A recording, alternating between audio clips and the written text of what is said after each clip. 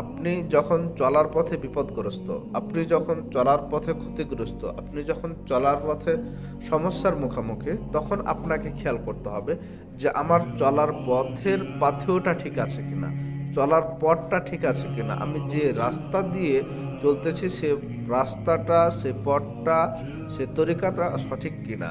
যদি ঠিক থাকে তাহলে তো আলহামদুলিল্লাহ, আর যদি ঠিক না থাকে তাহলে পর আপনি বিপদগ্রস্ত। আল্লাহ রাব্বুল আলামিন বলেন, জহরাল ফাসাদু ফিল বাররি ওয়াল বাহরি বিমা কাসাবাত আইদিন নাস। জলে স্থলে যেখানে যত প্রকার বালা মুসিবত গজব আছে সবগুলোই হচ্ছে হাতের উপার্জিত।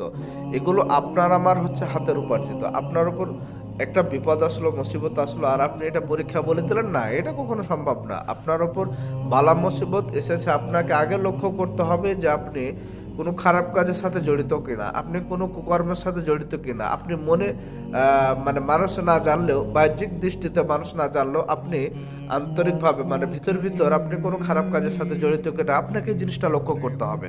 এখন আপনি যদি এটাকে লক্ষ্য না করতে পারেন, এটাকে জাজ না করতে পারেন, এটাকে যদি চিন্তা ভাবনা করে না বের করতে পারেন, তাহলে পারা হবে না। কারণ আপনার উপর যখন বালা মুসিবত যত কিছু আছে আছে সবগুলোই হচ্ছে আপনার হাতের কামাই, আমার হাতের কামাই, আপনার হাতের উপার্জন, আমার হাতের উপার্জন।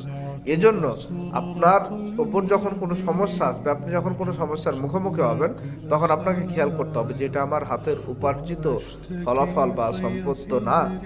যদি হয় তাহলে পর আপনাকে সেখান থেকে দূরে থাকতে হবে, আপনাকে সেখান থেকে সরে আসতে হবে। আল্লাহ রাব্বুল আলামিন আমাদেরকে সে তৌফিক দান করুক, আমি এই আশাবাদ করি। এই আশাবাদ ব্যক্ত করে আমি আমার বক্তব্য দিচ্ছি। আসসালামু আলাইকুম ওয়া রাহমাতুল্লাহি ওয়া বারাকাতুহু।